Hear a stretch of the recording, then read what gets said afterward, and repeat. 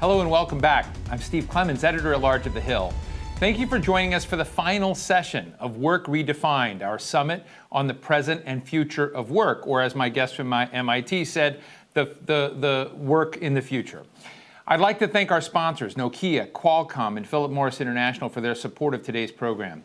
Earlier today, we heard from members of Congress, from mayors, workforce and workplace experts on the almost seismic changes that have come to define how and where we work today. Over the next hour and a half, knowing what we know in this moment, we're going to attempt to make reasonable predictions about the workforce of the future and the skills that will be in demand. We're going to hear from smart folks who make a living thinking about how other people will be making their living in the future. How's that for a deep thought? Before we get underway, a few housekeeping notes. You can tweet us at @TheHillEvents using the hashtag #TheHillWork. We are broadcasting live and we'll be taking your questions throughout the program. And if you experience any trouble with the live stream, just refresh the page. That'll make it totally great. Employment and skills training has been the singular focus of my first guest since before the coronavirus pandemic pulled the rug out from under our feet. John Palish is the Assistant Secretary of the Employment and Training Administration at the Department of Labor. John, it's great to be with you. Thank you so much. I know that one of the primary focuses of your efforts right now is broadening apprenticeships in America. And I know the Trump administration is committed to 1 million new apprenticeships in the United States by September of 2021. Tell us how that's going. And I'm just going to be candid. Why do we have to push so hard for apprenticeships? They make so much sense. Thanks, Stephen. I appreciate the opportunity to be here today. And you're right, apprenticeships do make sense. And that's one of the things that we've struggled with is understanding why the uptake of the model isn't greater than we had hoped. Earlier today, the department announced the first round of what are called standard recognition entities, which are the entities under our new industry recognition will begin recognizing a new form of apprentice. An industry-recognized apprentice. So growing on the success of the registered program, we're really looking to expand apprentices across non-traditional occupations and underrepresented populations so that we can meet and exceed the million new apprentices goal that you're talking about. So that's been a huge push of the department. I'll be with the Secretary of Labor later this week. Kicking off one of those SREs down in Fairfax, Virginia, and we're really excited about the things that are happening with apprenticeships and where we're going. We started a new marketing campaign. There's a lot of movement in apprenticeship because, as you mentioned, it's a model that's proven. We know that the retention rate is around 94%. We know that the average salary is around $70,000. So it's really exciting for us to be at the forefront of pushing that model and making sure that we can expand it and grow it. I should mention, John, to our audience that we have a great picture of you there. It's a little frozen, but your sound is great, so don't worry. But let me kind of go, a step further, because we've been talking earlier today on whether America needs to experiment with new models of credentialing, new models of experience, that many of the traditional, degrees are distant for a lot of folks in the country.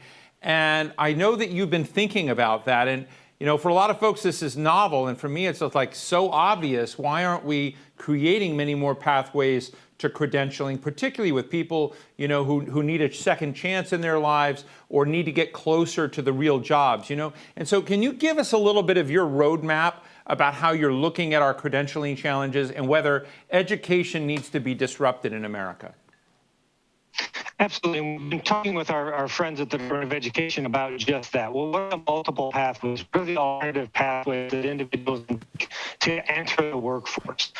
So one of the things earlier this year, there was an executive order focusing on skills and competencies rather than on degrees. So how do we move away from this idea of the only way to seed our economy is to have a 4-year degree and move to a hiring model, based hiring model that really focuses on what skills does it have, and the public must be tuned to the needs to know what those skills are, to know what those competencies are, that we can better deliver the needs that we're moving forward for all employers. So we're very focused on this idea of multiple alternative ways to enter the workforce. It doesn't just have to be through a 4-year degree, it can be through a credential program, it can be through an apprenticeship program, it can be through any number of avenues.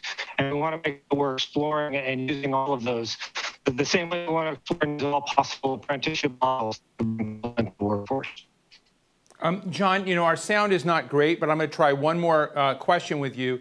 I know that you worked in the state of Kentucky as well, and one of the production sites that I was so impressed with, it happens to be Chinese owned now, but it's GE Appliances. GE Appliances is, making all sorts of productions down in Louisville, Kentucky, and they have woven in data and Internet of Things and, processing, and they have trained their pool of labor, and they've added thousands of new jobs. So it's one of the cases where I've seen technology and jobs coming together, and kind of, for your dishwashers and, all sorts of other fascinating appliances, where that seeming, zero-sum game between technology and jobs is going in the positive direction, not a negative one. I'm wondering if, in your experience, when it's coming to training and building in, upskilling workers so that they can work, with heavy data, Internet of Things, the connectivity of stuff in the future, whether that's been a priority for you. We talk about the future of work, and people want a brand of artificial intelligence and automation and how it's going to put individuals out of work. And we see it very much differently. We see those things impacting everybody's job. We see a theory of destruction, how we can grow the economy. We can grow jobs through the use of technology, through the use of data, and just that prior to today didn't necessarily rely upon technology, didn't rely upon automation. So that absolutely something as we're looking at the workforce of the future. How do we use automation? How do we use technology? How do we use better data to grow the economy, to grow the skill sets of individuals, so that the economy can really bounce back, that we all would like to see it to pre-COVID levels. Well, John, I think we're going to leave it there for now. Assistant Secretary of Labor, John Palish, we really appreciate your time and thinking on this. I want to have you back. I mean, you're making, a kind of a real time experiment of something that we've been trying to talk about today, is that, in our complicated connection right here, it's still wobbly. Everybody's been shoved onto these kind of interactions. We're not in a brick and mortar room. We're talking to lots of people, but I think we got out most of your message, and we're very grateful for your time today. I appreciate it, Steve. Thank you very much. My next guest is Byron O'Geist, president and co-founder of Opportunity at Work, an organization devoted to STARS, which is short. Really, it's super cool. I love talking about STARS. Skilled through alternative routes. It a little bit builds on what we were just talking about with John Palish. They assist workers who have a high school diploma and the skills needed to perform higher wage work, but don't have a 4-year college degree. Byron, it's great to talk to you. We have talked about this before, but I'd love to kind of get a snapshot from you about where America is today on connecting competence and people out there who want to work and do things with jobs where, and I hate to put it this way because I was talking to a really great HR guy earlier, but a lot of HR directors are very risk averse and very snobbish about degrees. So how do you diminish that gap between talent and work today in America?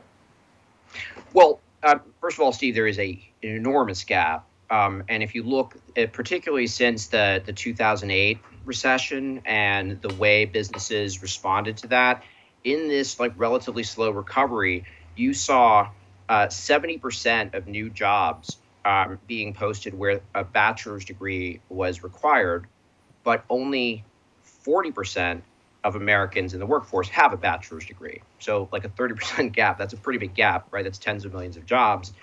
And it would be one thing if the only way to get the skills for those jobs is through a bachelor's degree, but that's honestly not the case.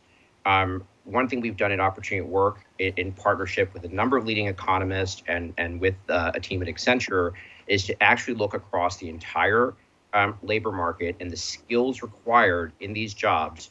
And one big thing that jumps out of the 70 million stars, the people you referred to who don't have bachelor's degrees but are skilled through alternative routes, 30 million of them, this is pre-COVID numbers, 30 million of them have the skills for jobs that pay at least 50% more than the jobs they're in today. So when we talk about a skills gap, I think what we're really seeing more than anything is an opportunity gap. And a big part of that opportunity gap is that while you recognize the value of the skills that people like you and me gain on the job, there are tens of millions of Americans, among them essential workers who are actually gaining very tangible skills in perhaps lower wage jobs, and those skills are not being validated, recognized, and used as a basis or supplemented by last mile skill training to move them up in pathways into better paid jobs that employers are looking to hire for. You know, Byron, we talk about essential workers in kind of a sterile way.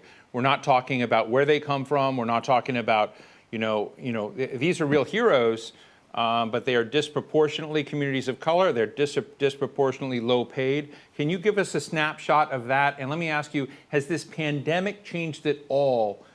I guess I would call it the structural respect for that community. Well, I think the proof will be in the actions we take, because, of course, I think there's a greater visibility and a greater, certainly, rhetorical recognition, emotional recognition. People talk about essential workers as heroes, and I think that's very appropriate. But I think people should really observe. If you observe closely, what you're seeing is not only heroism, it's adaptability, it's skill. It's not just that they're just out on the front lines keeping our civilization afloat, although that's true.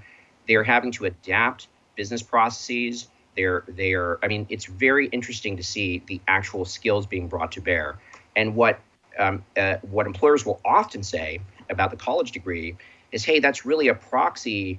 It's not so much that I think that no one without a bachelor's degree could have these skills, but that bachelor's degree is a proxy for, ability to learn new things like motivation, willingness. And if you actually look at the ways frontline workers, essential workers, learn, adapt, and not just for their job, but actually to manage their lives and multiple schedules and so forth, you'll find that the skill sets, the resilience, the resourcefulness, the adaptability that employers say they want, they absolutely can get them there. And there's, just as they do campus recruiting and they have a whole infrastructure to recruit people out of college, you need to have an alternative routes recruiting and actually getting at that 70 million person talent pool in a systematic way for your company. Byron, I hate to put the pressure on you, but I want you to fix this problem for me.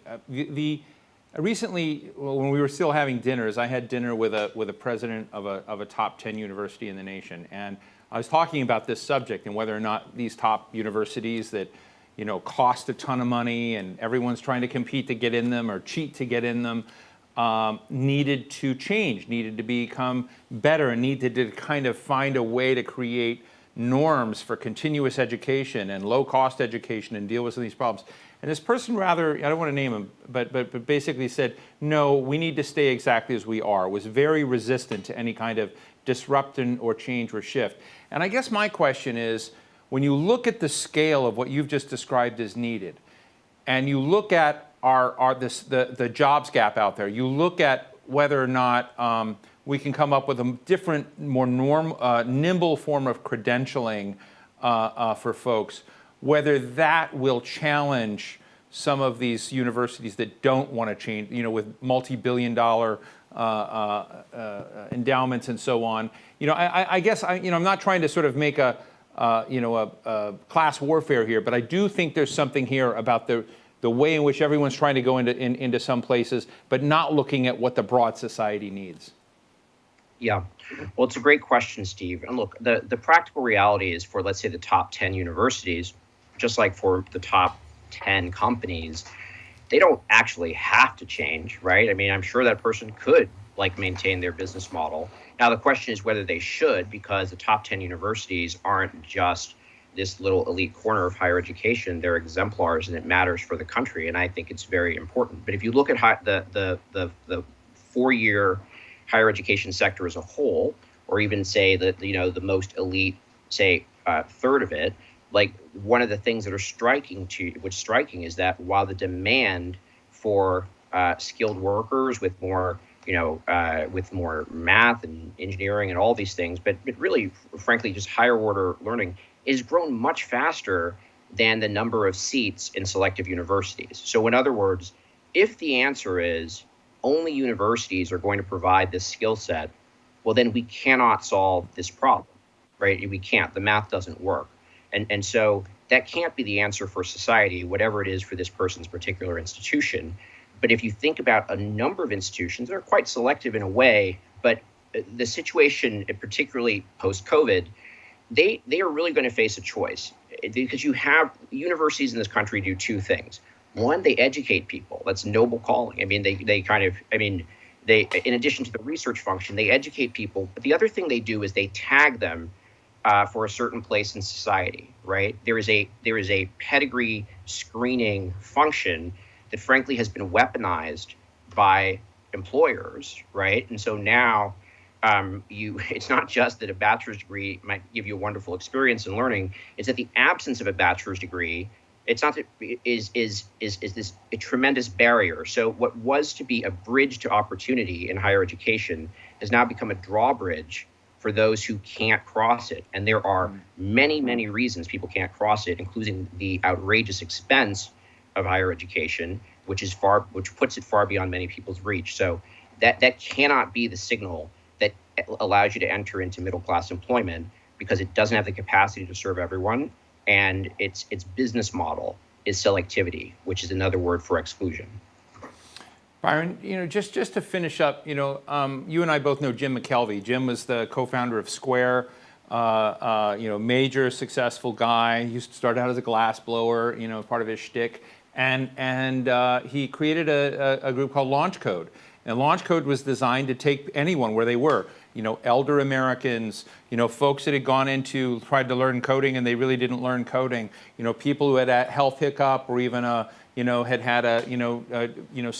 some encounters with the law, to speak about our current news of the day. But they had issues in their life, and he turned them into world-class coders. But then he found they still couldn't get jobs, and he leaned in and he began calling the CEO of Cisco and the CEO of big firms and saying, your HR departments are too risk averse. These are world-class coders that have gone through this, and then ended up getting thousands of them in place.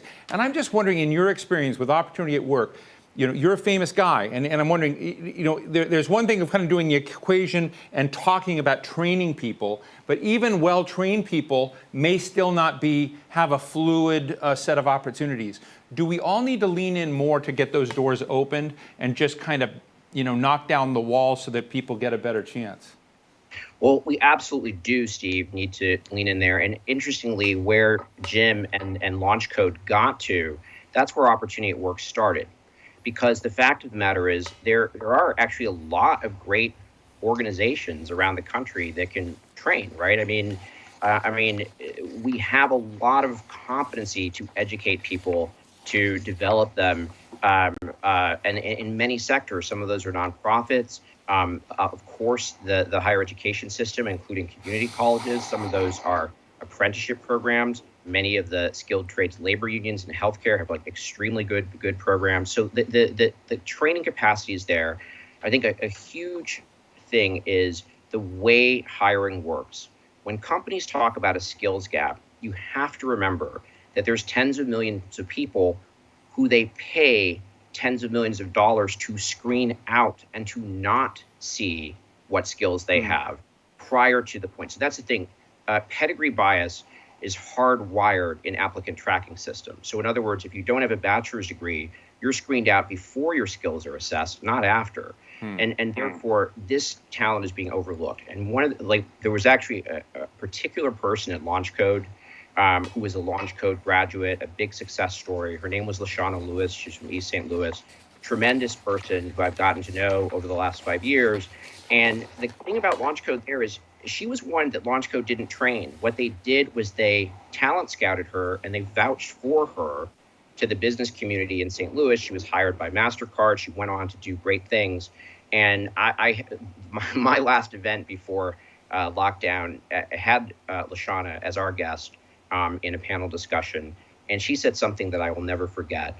Because she tried 10 years to get a job in tech and she had those skills, but she was shut out time after time. And she said, now that I've been successful in the tech industry, everybody wants to tell me that I'm one in a million. And she said, but I know I'm one of millions. And that's true. There are millions of people in this country with tremendous talent, with tremendous skill, with the potential to learn and adapt.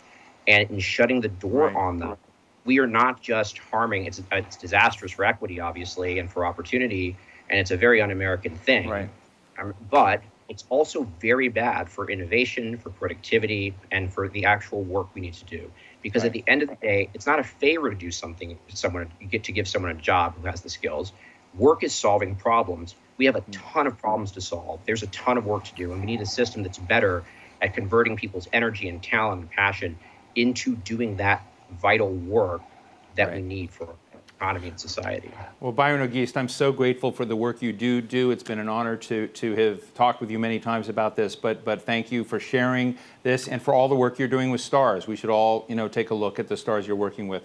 Byron Ogist, President and co-founder of Opportunity at Work, thank you. Thank you, Steve. And now it's time for the sponsor perspective portion of our program. A quick clarification before we begin. While I am conducting the interview and the questions are really mine, the content of this next interview shouldn't be considered editorial. With that, I'm joined by Cristiano Amon, president of Qualcomm. Cristiano, it's great to see you. I don't think I've seen you. It's probably, I shouldn't be humble bragging here. I think the last time I saw you was Davos. And when we were still all going to Davos. Davos canceled this year, but World Economic Forum. And it was a pleasure to see you. So, Cristiano, I think what I'd like to start with is we're thinking about the future of work. We're also talking about the future of our societies, the future of our cities, the future of our rural areas. And part of that is the infrastructure for, the sharing of stuff quickly. Can you help paint a picture for what that world is going to look like? Because you're building it. Qualcomm has invented it, and you're building it. No, I'm happy to, Steve. Good to see you. Yes, he was in Davos, and a lot has changed since then. So Yes. Very happy to be here. Look, this is a very interesting moment for the tech industry, especially for the communications industry, an area that Qualcomm, is part of. We have seen what happened in the pandemic, which is incredible. Try to be an optimist, like everything, you are going to identify there's some good things, there's some bad things, but we hope that we're going to get rid of the bad, we're going to keep the good. And from a technology perspective, connectivity in general has, allowed companies, to continue to function, people, to continue to be connected with each other. And the interesting thing when you talk about use cases in general for technology, what would take us 5 to 10 years for the industry to understand the potential technology, we understood that in about 1 or 2 quarters. So, and I think we've seen that as an acceleration of the role of the digital economy, the role of digital transformation of many of the enterprises. The enterprise was quickly trying to connect other people and others want to connect their assets. And associated with all of this is this big transition to 5G. We have this view since the beginning that 5G is going to be, the future of the internet, is how we're going to connect everything to the cloud 100% of the time. That's the elevator pitch on 5G. And with that will be a significant transformation of not only the economy in itself, but how we think about cities, how we think about transportation, how we think about energy. And it's a great opportunity. And it's all been accelerated right now. I was talking to a friend at Qualcomm, and he said one of the misplaced understandings about 5G is a lot of people are thinking it's going to, increase their Netflix download speed. It's going to be about, more Twitter. Maybe, I just, did a wobbly interview with a friend who's Assistant Secretary of Labor across town. Quality wasn't that great. But we're really talking about autonomous vehicles. We're talking about everything being connected, the density of connections. And so can you talk to us a little bit about what that future of the world and the future of work looks like? Because I just think we need to kind of raise the bar of seriousness and consequence when it comes to thinking about what 5G is going to deliver. It's going to be more than, the latest show on Netflix. Not to knock the latest show on Netflix. Yes, no, and this is a great topic of conversation. And let me divide this in 2 pieces, right? I want to talk about some of the potential of the technology, and then I'm going to lead into what you mentioned, just the future of work. But just looking at potential technology, yes, it will make your Netflix go faster. I think, everything you do today with data, as 5G brings a lot more speeds, it's been designed for unlimited data, and it brings a lot more performance. Just building on your Netflix example, what 4G did to music, that nobody has CD anymore. You don't listen to CDs in your car. Maybe few do, but not the majority of people. It's going to do that to video and in both directions, right? Not only are you going to have 4K video as easy as music, no matter what signal level you have, you'll be able to generate a lot of that content. Will make everyone a broadcaster. It's kind of interesting dynamic. So those things are going to get much better. Social network is going to better evolve into social presence. You're getting a glimpse of that, how much video calls we're doing, and the capabilities of 5G will bring into virtual presence. But more than that, it's going to have a lot of use cases in other industries. I'll give an example. You mentioned about autonomy.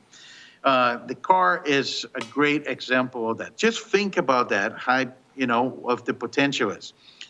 Cars are going to communicate with other cars in the road, communicate with pedestrians to the cell phone that you carry with you, will communicate to the infrastructure. So something that today we see in many cars, like a navigation, even if you're the driver behind the wheel, think about populating the navigation map with every location of pedestrian in the road, every other car, arriving at an intersection, what is the possible paths of those cars, and calculated the speed in real time, using machine learning to make predictions and give you warnings about what is going to happen. Same thing about an intersection, communicating with the cars in the road. So 5G, because it's defined as this technology that connects everything to the cloud in a reliable manner. We never had that in wireless before. You have mission critical capabilities. Not only you change transportation, you're going to change manufacturing. A manufacturing robot will be connected to the cloud and getting from the cloud, information about what to do, as well as provide information back to the cloud for machine learning, increase of productivity. And that leads to your future of work, right? So we all saw there are two topics now that are driving a lot of things in the tech sector. One is the enterprise transformation of the home. Your home is becoming the enterprise, right? The other one is the acceleration of the digital transformation of many industries. So the enterprise transformation of the home, what we started to see is as you kind of eliminate the walls in the enterprise and you are at work or you are going to be at home, a broadband becomes super important, not only for the usual things about you connecting to other people into a video call, but the hard drive is moving from the machines to the cloud, together with the entire IT infrastructure. And we also seen computing on demand enabled by 5G. Even if you don't have a workstation, you have the ability to run any workload in the cloud. So it's going to democratize computing one more time, and now in the enterprise sector as well. So it is a very big transformation, and we're just at the beginning of that. Cristiano, let me sneak in one last question.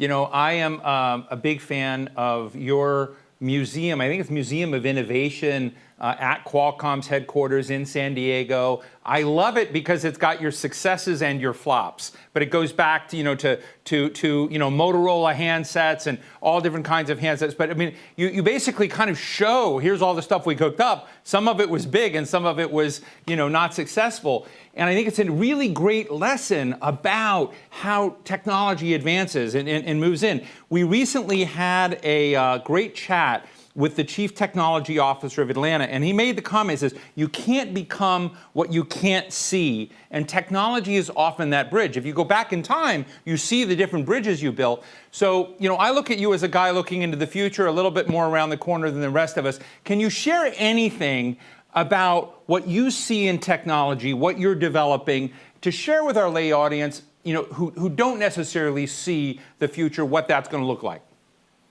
Okay, so when you look, at like a network, and I think you mentioned it in a prior question, 5G technology or every new generation of technology. Look at the history of Qualcomm and our inventions from 3G to where we are right now.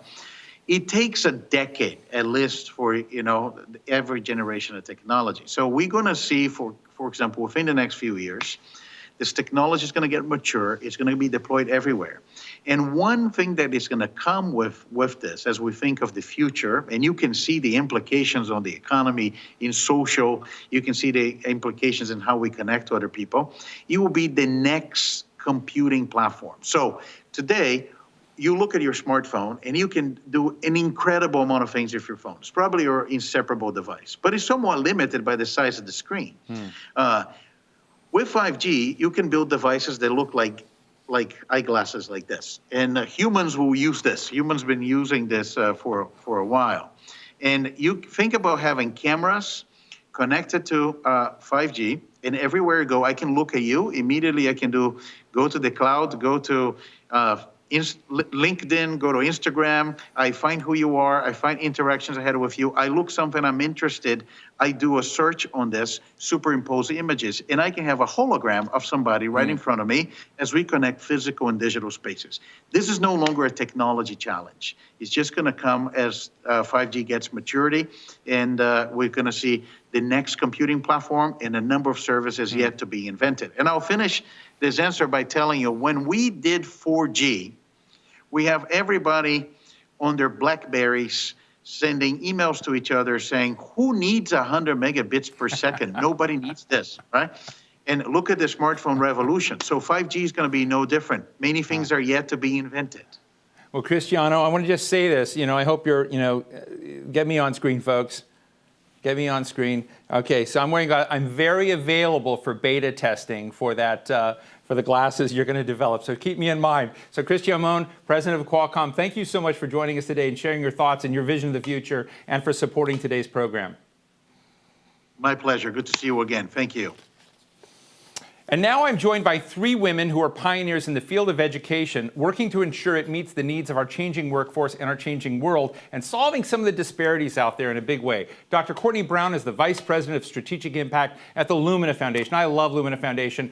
Great to see you, Courtney, which works to improve access to learning beyond high school. Dr. Carol Grode-Hanks is the Vice President for Academics at Mitchell Technical Institute in Mitchell, South Dakota. I've never been there, but I want to go, so let's make a deal on that. And Heather Hiles is the founder and CEO of a venture capital firm, Imminent Equity, and sits on the board of directors at Udemy, if I'm saying that correctly, Udemy, an online course provider, which is super important. It's so great to have all of you here. Let me start with Courtney for a moment.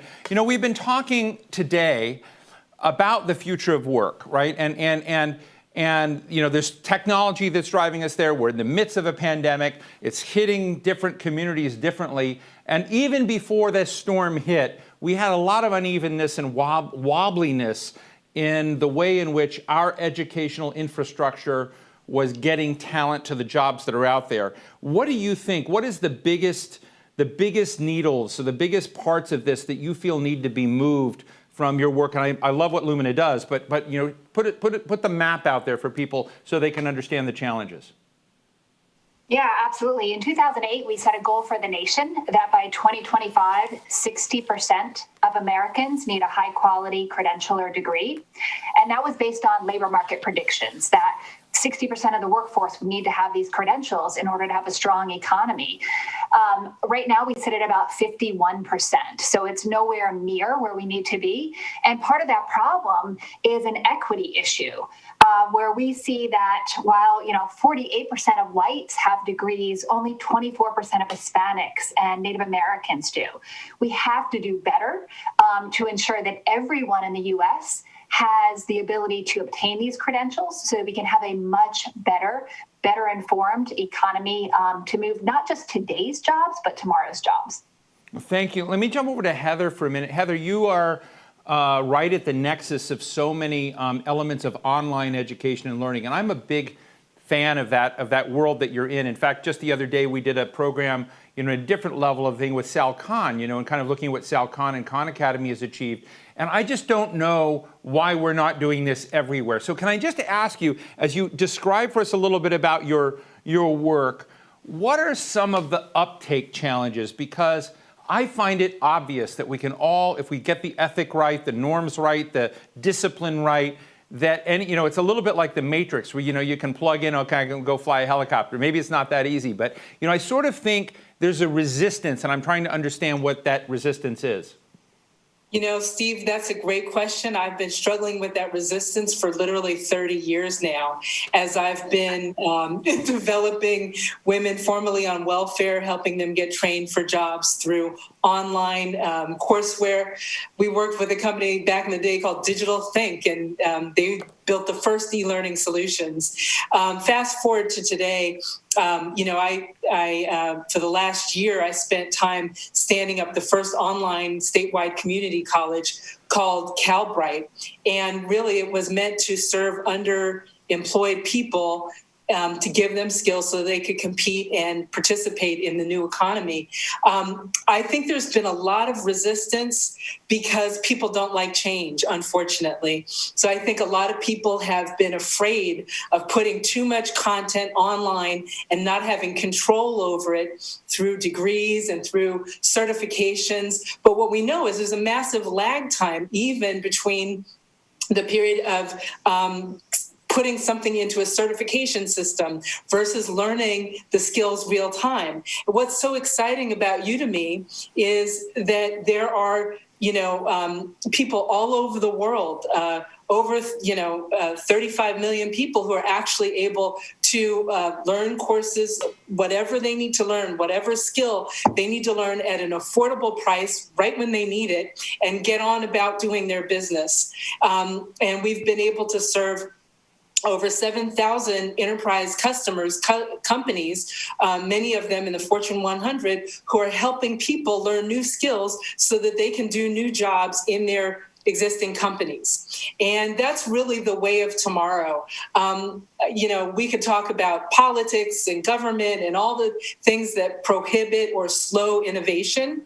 But I think we all realize real time right now that we've got to stop. We got to put away with our fear and we've got to get with the program, and that people need access to the right information because every single industry is now driven by some kind of technology, whether you're working in agriculture, construction, manufacturing, or sales, or anything else. You've got to be able to understand what some machine learning produces, the outputs, how to interpret data, et cetera. And it's really important that people get access to that information. And there are people from all over the world. Our courses are taught in 65 different languages right now. There are people in India and Africa and every single continent who are looking for better information so that they can participate in an economy and support themselves and their families. Well, I think what you and Courtney are both doing, in this space of looking at how you get a rewired system, a balance of equity out there and, get people online. It's just, to me, something, I just don't understand why gravity just isn't pushing us all there. But we'll get back to that in a minute. Carol, is Mitchell Technical Institute only brick and mortar, or are you also in line in the services you provide? Yeah, we have both. We have online programs and brick and mortar. And I know that, in part you're training people in the Wi-Fi and broadband areas, in these coming technologies of 5G and, all of the Internet of Things, but also geospatial technologies, which really intrigue me. I guess the question is, where you sit, how are you drawing people in and attracting people to these topics and then connecting with the private sector or government so that there's a pathway, from someone's, intellectual itch to a training program to that. I hate to get so nuts and bolts, but I sometimes feel the nuts and bolts are really important. Right, and I appreciate that, and you're exactly right. It all boils down to those relationships that our faculty have with the industry partners that really build our programs. And so when we think about out in there, whether it's the geospatial technologies or your Wi-Fi broadband technologies, the industry has to come up with the means to support the programming that we offer here at Mitchell Tech, and so, or any of our technical institutes or colleges across our state as well. But one of the big programs that we did have is our Build Dakota program, where we had a private donor donate $25 million 6 years ago, and we matched that. And we're allowed to offer full ride scholarships to students in high demand career fields. And so the student was able to graduate with no debt and then land a superb job with great paying wages and follow their dream. You said the kind of the itch that they have, and they follow that. And that worked really, really well. We expanded the program by offering partnerships. So nearly in the 6 years that we've had the program, nearly 2,000 students have graduated debt-free and went on to those high quality careers. And if they can have a partner that partners with the scholarship fund, then we can double that money essentially. And then they work for a company in South Dakota for 3 years, and that's their commitment back to the company. It's been a great program. In listening to Courtney and Heather both, when we're thinking about why why aren't people just jumping off the boat and going in for those credentials? And I think it's because we haven't, as a nation, really defined what those high quality credentials really mean. And I know we've gone from MOOCs to competency-based education, to badges, to certificates, and industry needs to work with education so that we can combine those and find out what it truly means to have a quality credential, and then that quality credential offered at the college has value in the industry as well. I appreciate it. Courtney, how are you approaching this question of quality credentials that have some fluidity and currency out there? Yeah, great question. So quality and equity sit at the core of everything we do. So we define a quality credential as one that leads to further learning and employment opportunities. So no credential should be a dead end. We believe the future of learning is you're constantly working and learning. They aren't separate. You should be working while you're learning and learning while you're working, and continue to build on these competencies and credentials as you go. So, everything that Carol and Heather were referring to is exactly how we're approaching it. There should constantly be pathways for people to continue to upskill, reskill, and skill. Well, don't leave that constant. Let me ask you all this. Last few minutes, Courtney, you just said constant pathways to upskill, reskill, refresh. I totally agree. I totally don't see America doing that. Not in scale. And I'm just wondering, is it a mental shift? Do our company, maybe it's happening and it's happening beneath the surface. But when I sort of look out there, the fast track to perceive success and a lot of money is go to one of the Ivy Leagues, make a lot of money, come in. It's a one and done education model. But I just know from, studying technology, doing some of what, I see what Udemy is doing, that it's got to be something that's continuous. And I just want to ask you, if I put you in charge of this nationally, how can you change the ethics and norms so this isn't something that seems odd? It's normal. Just quick thoughts, Courtney. So first of all, over 65 million adults in the United States have a high school degree and no other credential beyond high school. Right. So we have to do something for those individuals. Those are 65 million people that are not going to get a degree. So these short-term credentials, these certificates are game changers, and they can lead to high-paying, good jobs for people. So I think it's the change in mentality. The Ivy League is for a very, very privileged, very tiny percent of Americans. Couldn't agree more. Carol? Yeah, same thing here too, and offering just some competency-based education. I think that the shift from that Carnegie unit where, you have to do the seat time, you have to have X amount of work that's visible for them to earn a credential is kind of going out the window. It has to be in the industry. If they're saying if they can come in as a skilled worker, it doesn't matter that they have a diploma or an associate's degree or a bachelor's degree. It matters that they have that skill.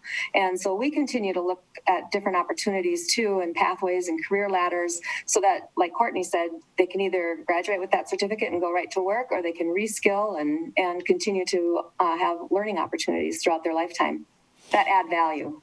That's fascinating. Heather, I'm going to give you the last word, but I want to make it a little tougher for you, because you sit in the nexus of these really cool things. But when I look at Facebook and how transformative Facebook with people, I look at LinkedIn and people are kind of putting their constant brag sheets up about what they're doing, or I look at gaming and going on. I sort of wonder, is there not something we're missing out there in terms of people's interaction with their aspirations and what they want to be and the online universe that would be a helpful path that made continuous education more real than it is today? Am I being silly and naive, or are you going to fix this? Well, Steve, I'm a true believer. If you're being silly, so am I, and so are all the folks in the Udemy world as well. We believe in the learners. We are their champions, and we believe in lifelong learning. To participate in today's economy, it is a gig economy. I know as an entrepreneur, I've had to learn new skills on a almost daily basis in order to achieve my own goals. And I think that that's true for almost every person in the world today. And so we've got to democratize and make affordable and accessible the information that is relevant to people real time. And that is, there's already a platform that's advanced that and made that possible. It's called Udemy. We're not the only platform, but we're certainly the largest learning teaching marketplace in the world. And I think that there are a lot of us who believe that that's the way to go. It shouldn't be new skills and education is just in a 4-year program or a 2-year program, one period of life for the very privileged. It should be available to everybody whenever they need access to the information. And that's what we're standing for right now. Well, Heather Hiles, founder and CEO of Imminent Equity and a member of the board of directors of Udemy, Dr. Carol Grote-Hanks, vice president for academics at Mitchell Technical Institute, which sounds like a completely cool place, and Dr. Courtney Brown, vice president of strategic impact for the Lumina Foundation. Thank you. We didn't have enough time because I would love to explore all of these avenues a lot more, but I really commend you for the important work you're doing. Thanks for joining us today. Thanks for having us. My next guest is literally at the forefront of change in how we work and where we work. Sandeep Mathrani is CEO of WeWork, such a cool company, a company specializing in flexible office spaces for workers in 150 cities and 38 countries around the world. Sandeep, I need to be honest, I'm a WeWork fan. I followed the company for a lot, and when I joined the Hill, a while back, I said, I don't really need an office here. I need an office. I need either a coffee shop space or a WeWork space because it had the feel of a coffee shop, and I wanted the flexibility and to be away from my colleagues.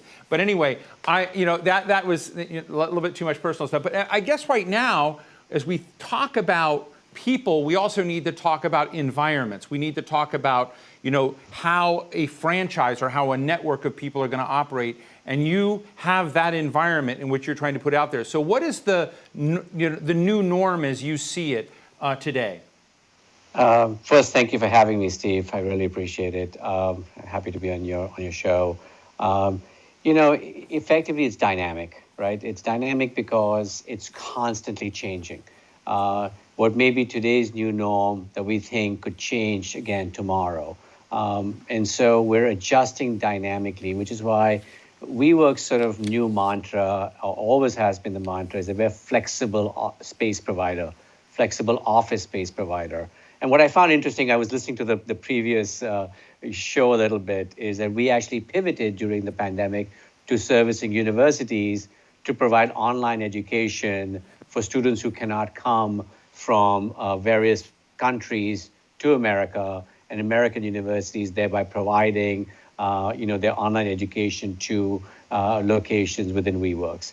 So it's, like I said, it's always changing. So there are a few things that are really becoming pretty evident. One is effectively, this is a time where people want flexibility. They want social distancing. Will that be permanent? It could very well be. We've gone from one extreme to the other, where we've gone from densifying our locations to de-densifying our locations. People talk about the hub and spoke model.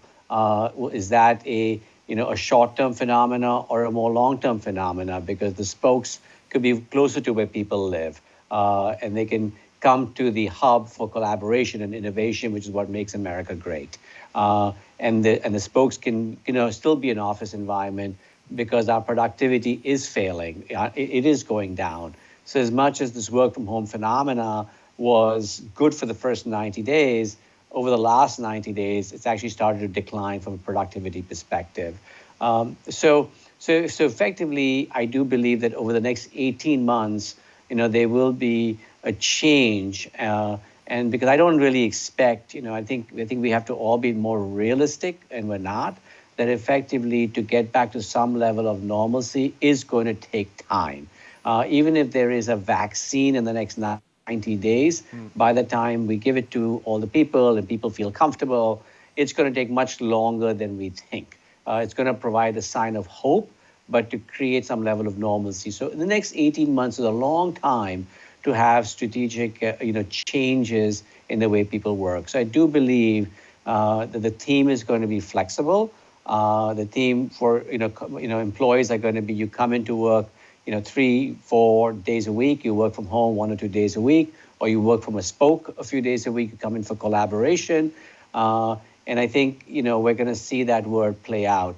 And what WeWork has done is sort of sit back and said, we really are the flexible provider, because we can have 1,000 people in a company, but only provide space for 200 people. And the remaining 800 come on rotation because we have what is called the all access card.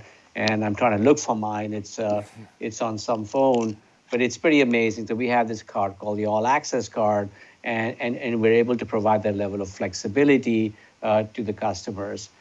So I think you're going to see a few things: flexibility from space, time, a hub and spoke model. There's going to be consolidation, and the consolidation will need overflow space.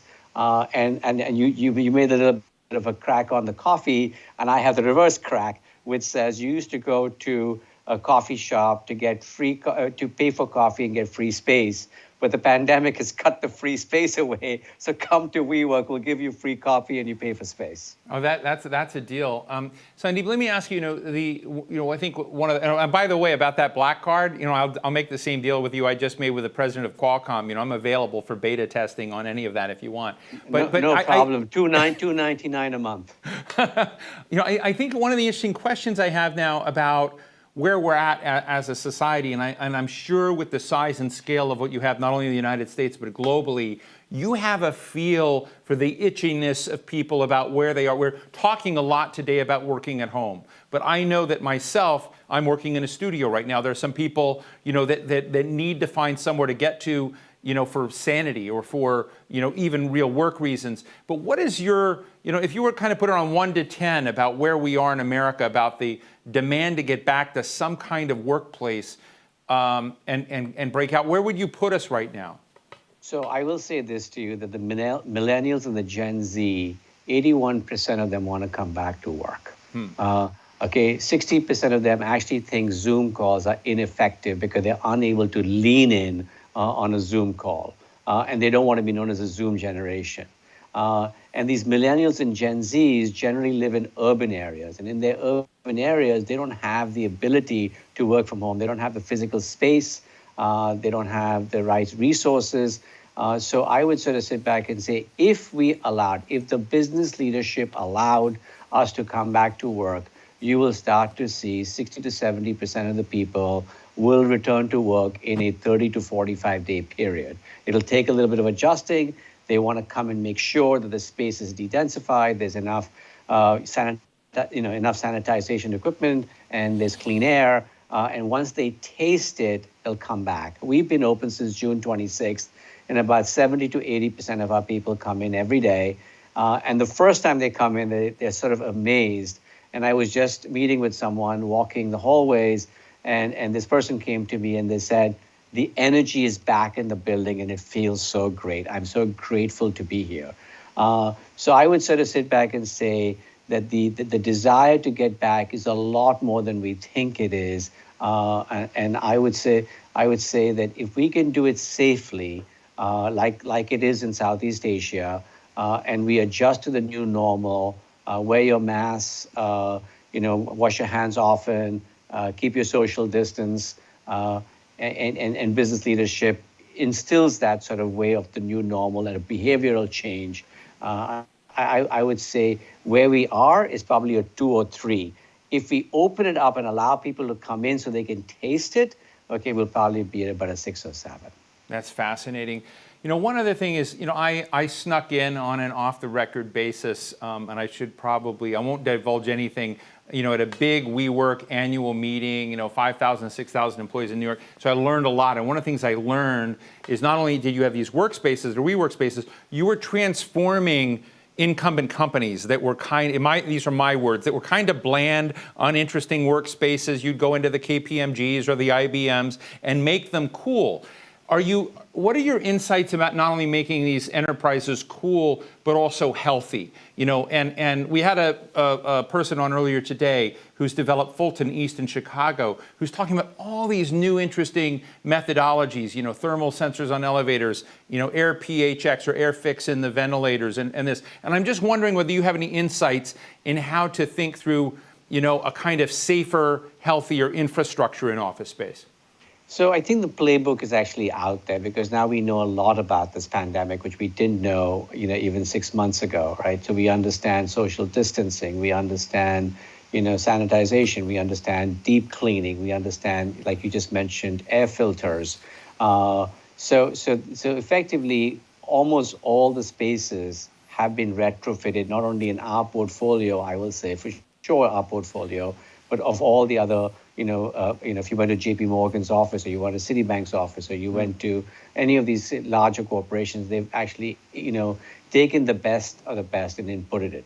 Therefore, actually, the issue today is not coming into the space, right? You may have an issue with elevators, but I also think that's not a big issue because just like when you go into an office during peak hours, if you want to sit on the Long Island Expressway for an hour and a half, please leave at 8 in the morning. If you want to sit on it for 35 minutes, please leave at 6:15 in the morning. I think people will adjust their schedules.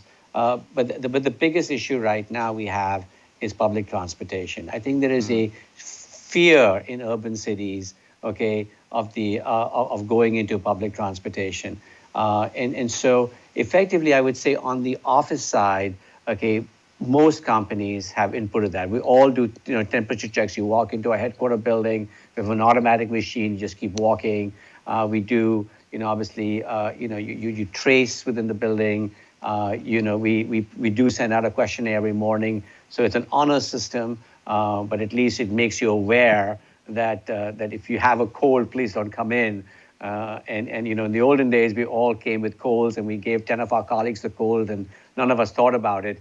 And I used the word kind of selfish. So now we're a little more self-aware. But I think the bigger issue is public transportation. Well, Sandeep Mathrani, CEO of WeWork, I really appreciate your giving us kind of a journey into the workplace and what it looks like today and what it can look like. I know in Washington, D.C., where I am, you have about 15 sites. There's one very cool one about 3 blocks up the street that I love looking at. I got to go visit it one day. But real pleasure to talk to you. You should go see 200 Mass Avenue, our latest. It's pretty awesome. Awesome. Well, thank you, Sandeep Mathrani. Thank you so much for joining us. Thank you so much. Bye-bye. Let's now pivot to the workers themselves and what issues are likely to be uppermost in their minds in the years to come. John Ahrensmeyer, John has said, a mouthful. John Ahrensmeyer is the founder and CEO of Small Business Majority. Rafael Espinal is the executive director of the Freelancers Union. And Liz Schuler is the secretary treasurer of the AFL-CIO. Big welcome to you all. John, let me just start with you for a minute and just say, right now, give us a snapshot of the small business sector and what's happening. And I want to be very clear here because, I know you cover more than what we DC types call small business. You're also looking at micro ventures, solopreneurs and others. I get frustrated when we use the term small business because it by category excludes lots of folks out there that have business and private interests. And so as far as this show goes, it's the big tent, not the smaller tent. Well, you're absolutely right. I mean, before the pandemic, you had about 30 million small businesses in the country, but 24 million of those were independent, as you suggest, independent entrepreneurs. Only 6 to 7 million employed people. That number is growing. We've now at 5.6 million people unemployed. And interesting, we're seeing a spike in business formation. And what we believe that is, we don't have all the data, is that it is people who've been laid off. And this has happened in the past, but it's happening in a much greater degree now, have started enterprises. So we look at the entire small business entrepreneurial ecosystem, if you will, and what do they need to survive, to grow, and to thrive. And increasingly, that is now a greater number of what we might call independent workers or independent entrepreneurs. And we need to make sure that they not only have the resources and capital available, we can get into some detail on that, but they need to have a modernized benefit structure with portable benefits. That's one of the things about the Affordable Care Act that has been so helpful. You've actually got over half of the exchanges are small business owners, employees, or independent entrepreneurs. So we need to look at paid leave, disability, all across the board to not only support employees at small businesses, but this growing sector of independent workers. Well, I really appreciate that snapshot. Last week I spoke to Aman Bhutani, who's the CEO of GoDaddy, which is the largest internet registrar, who says right now you see, folks creating companies and businesses as moves, just to survive, to create things. Some of them are quite fascinating. Liz, and we're going to get to freelance. We're going to get both sides of, I love freelancers union, but let me go to AFL for a minute. I'm interested, Liz, we've been talking a lot about how do I put it?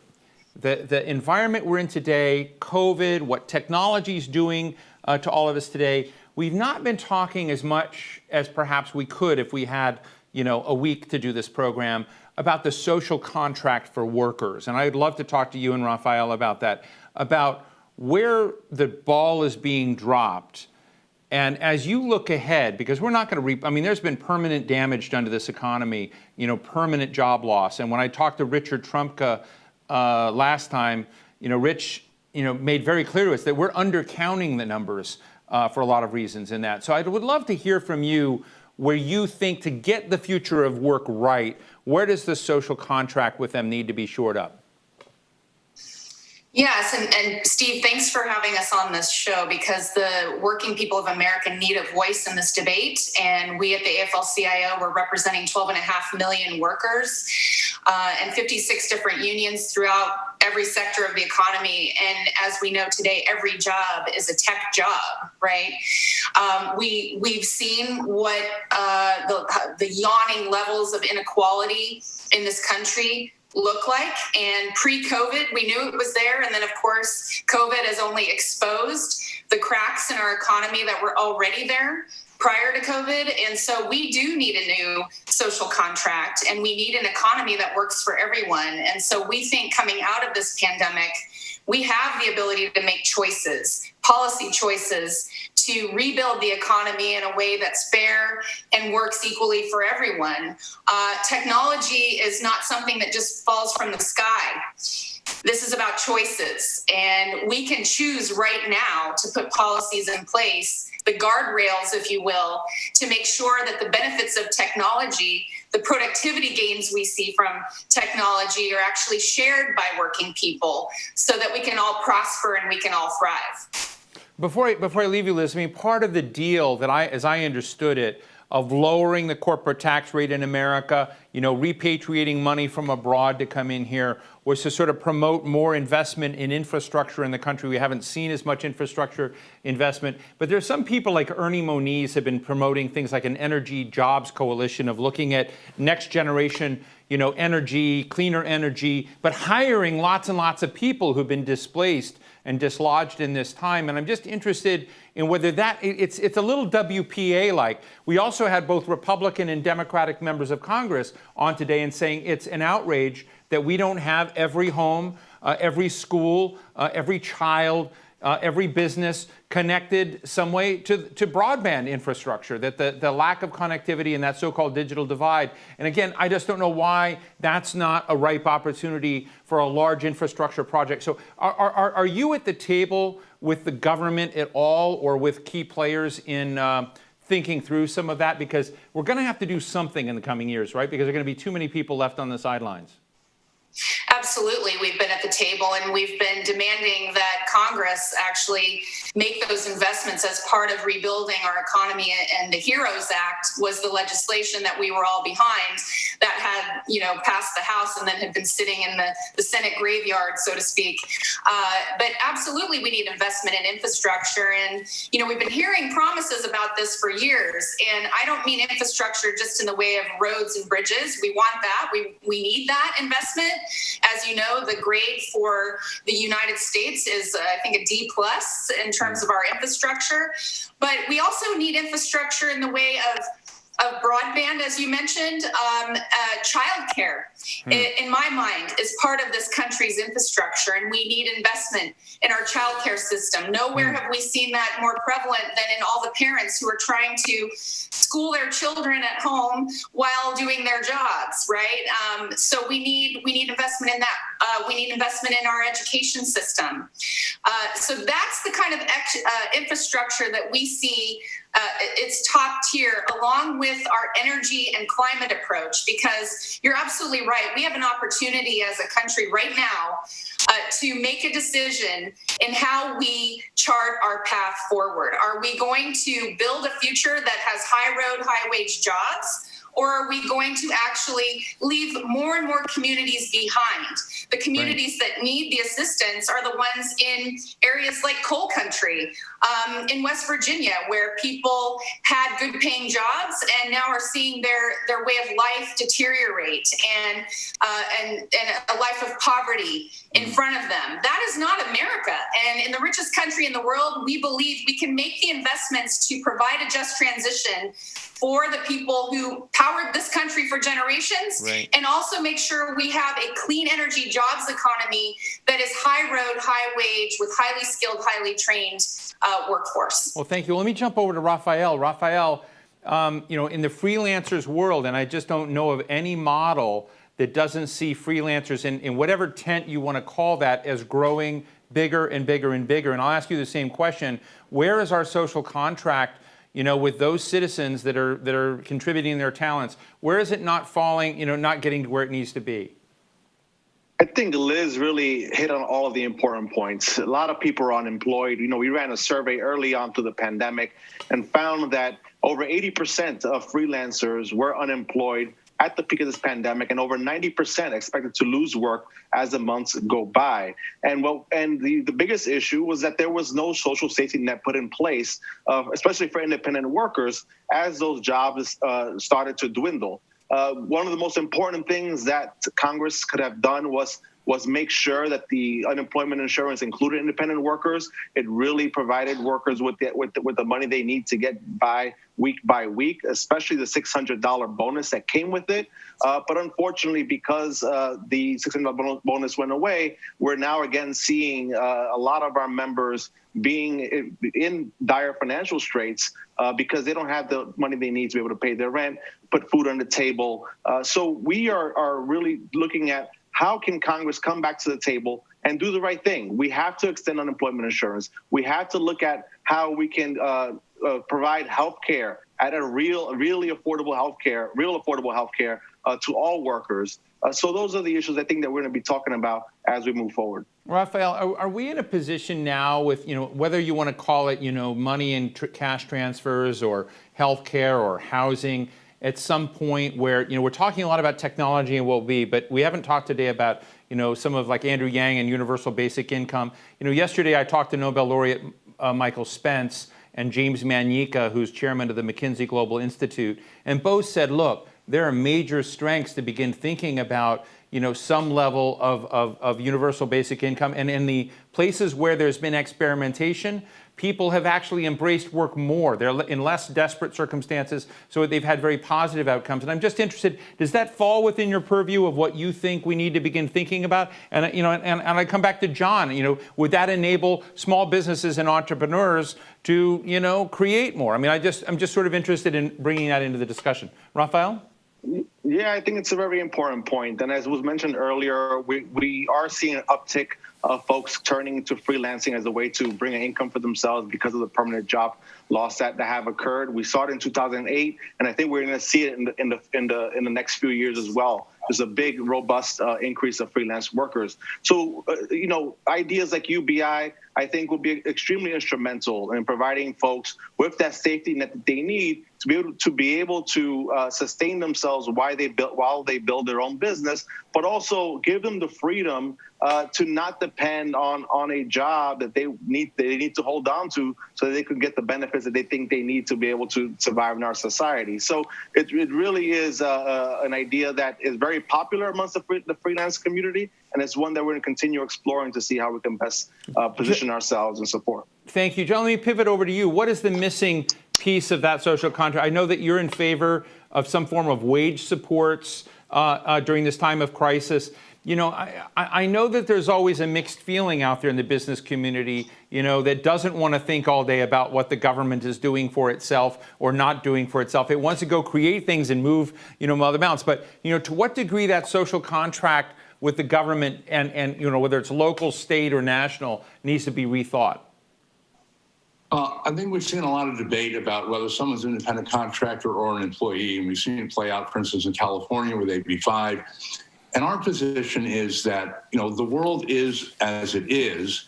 And, there are legitimate reasons for people to go off on their own and start businesses. And then there are people who are forced to do it. This happened in the Great Recession.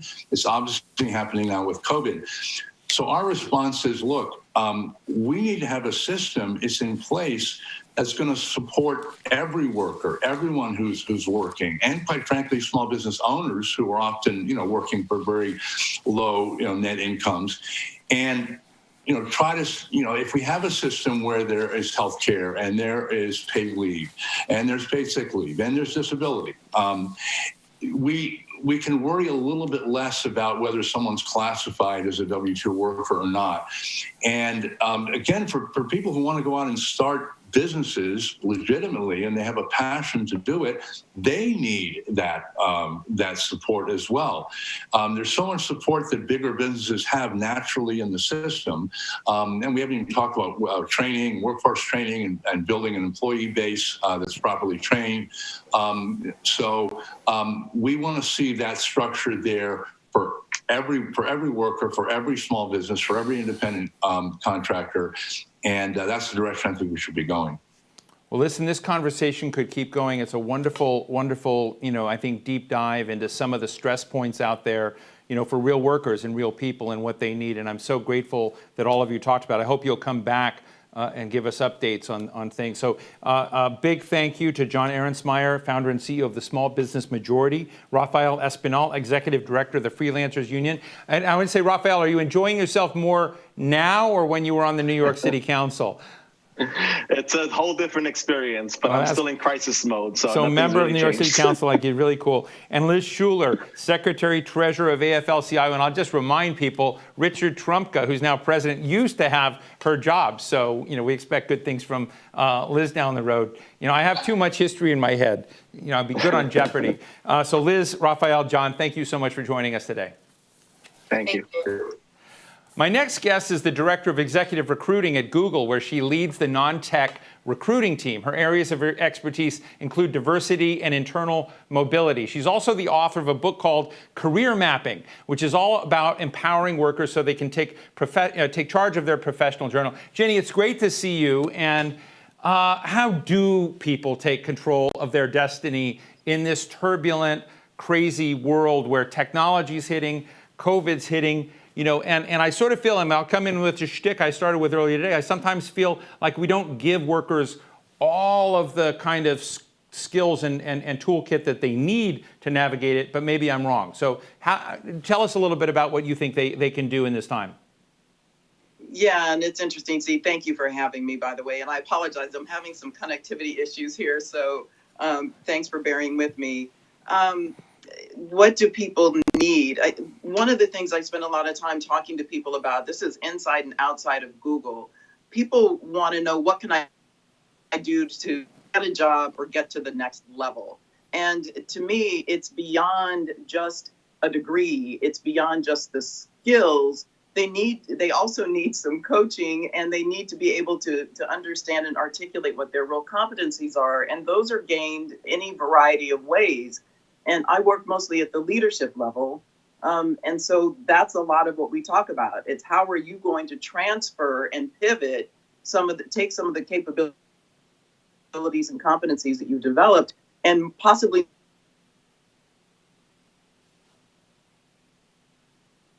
we may need to refresh Jenny Clark's system for just a moment. Are we able to do that? Okay. Well, I'll just say that while Ginny is coming back on, I think one of the interesting things I know about her work is that, and particularly people who work in this area of recruiting, we had somebody earlier on today who made this comment about someone, who happened to be a black woman in a tech sector and, finally fought her way up to the top. And this person said, oh, you're one in a million to this person. And she says, no, I'm one of millions. And so I think one of the interesting things when we get Ginny back is what are the barriers, the filters, the blind spots, about basically being able to see that talent. So I cannot hear my team. What are you saying to me? Okay, great. We're going to go to Stein Lundby and we'll try to go back. Stein, well, let me say first, my final guest today is Stein Lundby. He is a big thinker. He's head of corporate technology and strategy at Qualcomm. He holds over 100 patented inventions in mobile and wireless technologies, and he's one of Qualcomm's leading technologists and inventors. Qualcomm is one of the sponsors of today's event, but I had him here because I'm obsessed with what his thinking essentially about how the history of how we've organized our production, our manufacturing, our companies, and where we're going to do it in the future. And Stein, let me just say, I was listening to you recently, and I'm interested in what technology is doing to change everything. But one of the things they're doing is what I'm wondering whether the next advances in technology are allowing us to change geography, change space, change time, and that we're still stuck in an old mode. So can you give us a journey into how you think of, you're Qualcomm's technology strategist. So what are you strategizing about? Well, we're looking in particular at 5G and how 5G can be used as a technology to change how industry is done in the United States. All forms of industry, including manufacturing. So, for example, we've seen a lot of manufacturing going offshore, and what we've seen is remaining in the United States, manufacturing that's got extremely high requirements. And if you look at why that's happened, it's because the capabilities of the US manufacturing don't scale as well. Meaning that if you have to start making a product, the upfront costs in terms of process, regulation, setting up machinery, and so on and so forth are extremely high. So the result is that manufacturing that can tolerate that type of upfront cost is typically small-scale manufacturing or extremely large-scale manufacturing. Small scale with high margins, precision parts, precision things like a rocket or a satellite, or something very large that you already know very well how many you're going to make, such as a MacBook Pro or something like that. But the problem we've got with that is that many businesses don't have that flexibility, right? A lot of the manufacturing starts off and you don't really know how much volume you're going to have. And typically you need to start with a low volume and with a low cost associated with that, but still satisfy a certain level of reliability and quality of delivery, and then have the ability to scale up following a certain window of opportunity, right? You may have some fluctuations up. Certainly you have to start supplying more because, let's say there's a pandemic and people want more webcams, right? Or something else, or 5G modules. And then you might have to scale down because simply the demand goes down. So it's kind of like an accordion. It's kind of like an accordion. Exactly, yes. Right. Yeah. That's exactly right, where we've seen a lot of the success in cloud technology. The cloud technology not only allows someone to start that needs computer resources to start small and to ramp up fast without having to order computers, find a room to have them, start installing them, get an electrician, and so on and so forth, which takes you a lot of time. You could start just as a tiny company doing a little bit of you've got a new innovative idea, you get cloud resources. But then if you scaled up and you realize that your demand goes down, a key thing people don't realize is it's very easy to downscale. In the latter case, you had computer resources and you didn't know what to do with your computers. Now, it's not like you've got them on your books, right? The cost of your computers, you can't just get rid of them. And if you do get rid of them, the cost and the complexity and the time is very high to get rid of them. And then suddenly the demand comes back and you want to go back up. And that's really where technology in the cloud has helped a lot. It's made the system like an accordion, as you say, extremely scalable. Well, I think one of the interesting questions, I'm going to take us off, our what we're going to talk about just for a minute, but one of the interesting challenges for America, which I've been fascinated with during this health crisis, was the production and manufacturing of, PPE, personal protective equipment that would come in, right? So, and if you're honest about it, most PPE, masks, N95, with all due respect to 3M and the N95 masks, and a certain degree of, quality out there, but also gowns, all the other dimensions of that, and then many of the therapeutics that were online. These are not rocket science items. These are, pretty parochial, pretty simple items to produce. And what we saw in the aftermath of this is more and more companies, Siemens and others saying, the software, the technology is out there of transforming all sorts of manufacturing production to get in there. And I'm just wondering, is this moment we're in going to help us achieve both from a corporate perspective, but an intellectual, a realization perspective, what you're saying, that we can scale up, scale down, and transform much more easily than we have in the past. Exactly. A friend of mine is making a smart coffee mug, right, which Bluetooth connected, and it automatically holds the temperature of your coffee, right?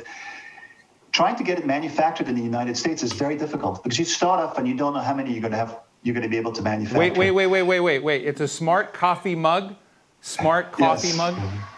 I just want to underscore that we're, smart coffee mug. Okay, go ahead. I'm just showing you something fairly simple from a technological perspective, right? Yeah. However, going to China is much easier because the process is you essentially just show the coffee mug, you show the various parts, they figure out how to do it. They essentially, a bunch of factory managers get around it. They have their discussion, the huddle, and 15 minutes later, they're manufacturing it. It's set up. Now imagine the same thing in the United States, even if you had the manufacturing capability.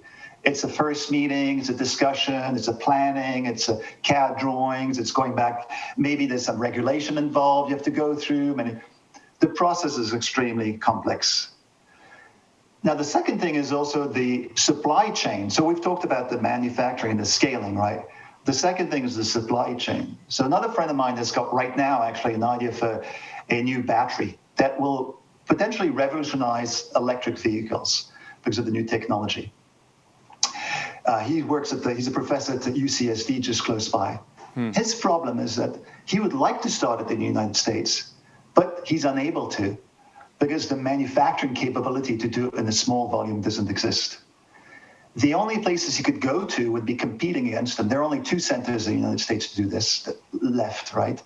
And they would be competing against him. And he's got concerns, of course. The whole industry has got concerns that their know-how would be taken away.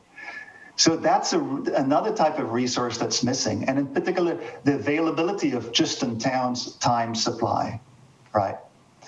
Here, once again, you either have to reserve it for a large amount, know well in advance when you need your materials and you need your manufacturing capability, or you have to go abroad. And to show you a little bit how the paradigm can really change when you start use technology to do just in time, look at Amazon, right? The reason why Amazon is successful in selling us stuff, right, is not because they're necessarily cheaper. It's because they've managed to make a just-in-time delivery system with control costs using technology. So instead of us actually interacting with a salesperson, instead of us going through an overhead of driving to a particular place and so on and so forth, we have technology that shows us what we want, tries to even determine what we want. And then they tighten that, they couple that with a sophisticated supply chain management so your product can arrive within a couple of days. Right. And that changes the paradigm once again. Well, Stein, we're sadly running out of time. I don't want to run out of time because I could talk about these all days. I feel like getting a glimpse of the future. But I know you've been working on open RAN, if I'm saying it right, open RAN systems. And I'm going to do my own description. This is kind of like a microgrid for communications. This is free and open, interoperable, software, which, so you don't get in trouble with your bosses, that I know interacts with 5G, but I'm just wondering if it supplants 5G and supersedes 5G. In other words, as we're thinking about these large networks and infrastructures and the way data moves fast in an Internet of Things world, does Open RAN, which I would love you to describe, is that the future after? No, it dovetails. It is the future, and it dovetails with 5G. If you think of 5G being a tool chest with all kinds of capabilities, from super high reliability, low latency, to mass number of devices, to very large bandwidths on short distances, or in large distances, to small nets, to mobile networks, meaning nomadic networks that move with you, to nationwide networks, that's essentially what 5G gives you. A huge breadth of capability. But that needs to be married with the implementation. So similar to what we talked about manufacturing, you need the capability and the flexibility. And what Open RAN goes after, it goes after changing the structure of the industry on the infrastructure side, meaning the cell phone towers and the boxes and so on and so forth. Today, they're designed for one purpose, nationwide delivery of service for smartphones with good reliability for those particular requirements. But if we're talking about the new use cases, right, that 5G brings, it's not going to be watching cats on YouTube faster or sending you 120 characters in your tweet more reliably. It's got to be for something beyond that. You have all this technology. And we ought to leverage this technology to. And that requires not only new forms of devices, which we can make, right, from phones to put it in cars integrated with self-driving cars and so on. That's not a problem. But we have a bottleneck on the infrastructure side. It requires new capabilities on the infrastructure, so the wired side, the antennas, and so on and so forth. More flexible deployment models. And Open RAN says we're going to break the model of a single vendor supplying one big system, and we're going to go just like when we went to the PC shift of the industry in the 80s. We're going to go to a model where you've got multiple vendors to supply a subcomponent, and you can combine the subcomponents in a variety of different ways to make a variety of different cellular networks for different use cases. Well, Stein Lundby, it's a huge paradigm shift. Yeah, this is a toe in the door. It's an absolutely fascinating conversation. I want you to promise you'll come back and do a program with me called What Stein Lundby Dreams About. I think that would be an interesting discussion. Thank you so much for joining us. I really appreciate the toe in the door on understanding the world you're thinking about, because I think it's really vital. I was in a small town in Eastern Shore of Maryland the other day that was really built around a mill on a river. We was around another town, which is around, a kind of energy source. I know you're looking at very transformative drivers about where productive assets go in the future, and I look forward to having a part 2 to this conversation down the road. Thank you. Thank you very much. Now I think we've got Ginny Clark back with us, right? There we go. Ginny, it's great to be with you. Thank you for coming back, because I really, so in terms of this, we were just getting kind of the juicy parts about giving people, mapping service, giving people an understanding of how to navigate this terrain. But let me just be blunt. High-tech sector, broadly. I mean, we did a program the other day where I had Franz Cordova, the former chairman of the director of the National Science Foundation, and Susan Hockfield, the former president of MIT, and Ellen Stofan, the former chief scientist at NASA. We had amazing women in science, and each one of them said, there are not enough. There are not enough in technology. We're not doing enough. And so I want to just ask you, in your position, as you were talking about a leadership role, what can we do to get gender equity, and I hate the word equity, just normality, in this area, and why can't we do it tomorrow or today? Wow, it's a big question to sort of unpack. No, it's okay. It's something that I've spent 20 plus years devoting my life to inside executive search firms and inside of Google. And, there's a whole infrastructure. There are ways that we assess for talent. And there are people, and people have biases, and people have beliefs, right? So I'm not even, the supply issue, I think, is less of an issue. We still, obviously, as it relates to women in technology, underrepresented individuals, we need to do a better job of getting people certain specific kinds of education that are going to set them up for some of these more technical roles. But at the same time, what I spend so much time doing is trying to get people, our hiring managers, to assess on the basis of competency and the things that really matter, especially when it starts coming to leadership, right? So you can't just keep saying, well, I'm going to hire this person because they went to this school, they have this degree, they have this many patents, and so they must be good. And yes, I know them, therefore I know they're good. That's really not hiring world-class talent. And so we have to get good at assessing what good really is and letting go of some old rubrics and protocols that we've used to exclude a whole group of people who can arguably take us to places we've not been before. Look, the most moving real-life example that I have experienced with someone who's changed the game for real people, I mentioned earlier in today's show, is Jim McKelvey. And Jim happens to be the co-founder of Square, so he's doing just fine. But he created LaunchCode, and LaunchCode was designed to take largely, individuals of color, those that were elderly, but people were kind of pushing them under the rug and pushing them out of the, talent line, or, people that had health issues or had been previously incarcerated, and training them to be world-class coders. So they were trained world-class coders, but not getting jobs because the HR department said, oh, that person's too risky, it's not there. And so Jim began, knocking down the doors of the CEO of Cisco and the CEO probably of Google and other places to say, your HR department is not going with the flow here and is neglecting real talent on the table. I was very moved by this example, and I'm wondering if there's any way that boutique example is something we need to scale.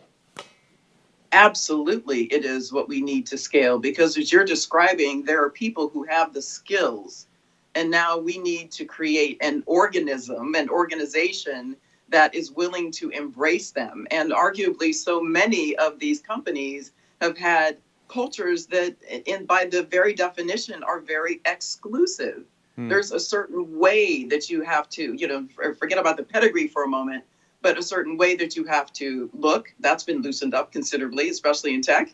But there's a way that you're expected to behave and to talk. And so there's not as much room for difference as we would like to believe.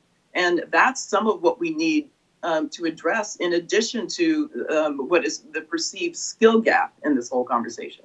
Ginny, in a company like Google, and I don't know how personally you want to get this, are you looked at as a person whose mission most want to embrace, or are you looked at as a nuisance that's trying to force them to go in a direction they don't want? And I ask this because in my experience in Silicon Valley, Y Combinator has been out there trying to do this. I know some people in the VC community that have been trying to invest in, like, particularly black entrepreneurs, Hispanic, but they remain at the fringe. And I'm just always interested in, you don't have to answer this, but I meet folks at Citigroup who were engaged in environmental issues 15 years ago, and I said, look, are you real or fig leaf? And it's an interesting question for this part of the world about when does it become something that's in the bones and the muscles as opposed to something that you're just wearing lightly? Yeah. Oh, God, that's such a beautiful question, Steve. And it's one that I continue to ask myself because, as I said, I've been doing this for a really long time. I do want to believe in my heart that because of George Floyd's sacrifice for us and so many other Black folks who've been killed in this country. But I do think Black Lives Matter has created more of a burning platform than we've seen before. I want to believe that. The proof will be in the pudding. I'm certainly pushing harder and trying to help people connect the dots. And so, for example, I've said directly to my team, now, if you acknowledge Black Lives Matter, then it would argue, you could say, it follows, it's logic, that the very Black and other underrepresented individuals you have inside your organizations today have also been, more than likely, myself included, oppressed along their career journey. So we have been underleveled, undervalued, undercompensated, and often underestimated. And so let's not continue to perpetuate that inside in treating the way the people that are already inside the organization. And let's start looking outside and looking differently. I'm not saying lower standards, not at all, not for a minute, but I'm saying maintain the standards and start looking in a different way using different criteria that actually are linked to one's success in an organization. That's a beautiful answer to a question that I know is a curveball, and I appreciate your candor. And just, I guess, finally, Ginny, I'm just sort of interested in the time we're in when you're thinking about education, and anyone that looks at it says, there is a big, I don't know what they call it, jobs gap, skills gap, but there's talent being left on the table. And whether or not we need to disrupt education in the way that we find more nimble credentialing, more nimble ways for educational pathways, more, large enterprises like Google or large enterprises like AT&T, for instance, created a nano degree for any person off the street. They would come give them basic competencies. And so those organizations of scale can create norms and habits that others might copy. And I'm interested in what you think that scaffolding should look like. Mm-hmm. Oh, that's big, because I think the scaffolding, I think I'm going to go back to what I think is foundational and that infrastructure that I alluded to. When you break it all down, Steve, this comes back to hearts and minds. This comes back to leaders who believe in the human condition and the goodness of the human condition and people's abilities to learn and have amazing skills that heretofore might not have been acknowledged and valued. So, that I'm not trying to dodge your question, but I think so much of this is about leadership. And that's what I spend a lot of time talking about. I have a podcast where I talk about it, and really picking apart what are the capabilities and competencies that leaders need to be exhibiting. And one of those things is building inclusive teams, because that's what's going to make them the most successful. And that means that they must know how to motivate and inspire people who don't necessarily look like them or come from the same background. Well, Jenny Clark, you were the punctuation point I wanted to end the day on, and so I'm glad we got you back. Jenny Clark, Director and Executive Recruiting at Google. I hope you'll come back, because this is such an important topic, and I know you've been at it a long time, and I would love to, we should call it uncomfortable conversations, because we need to do things along that. Thank you so much for joining us today. Thank you, Steve. I really appreciate your patience with me. That brings us to the end of our program today. A big thank you to Nokia, to Qualcomm, and to Philip Morris International for their support, and to all of you in the audience for joining us for this really long, super cool program. I've been watching the viewership, and it's been high all day, so I'm really grateful for that. Those of you who missed any of the conversations, and they were some stellar ones, we'll have a video up on our of the entire event up and broken up, and you can use it and send it around and tweet it. It'll all be up on our website shortly. I'm Steve Clemens. Be well.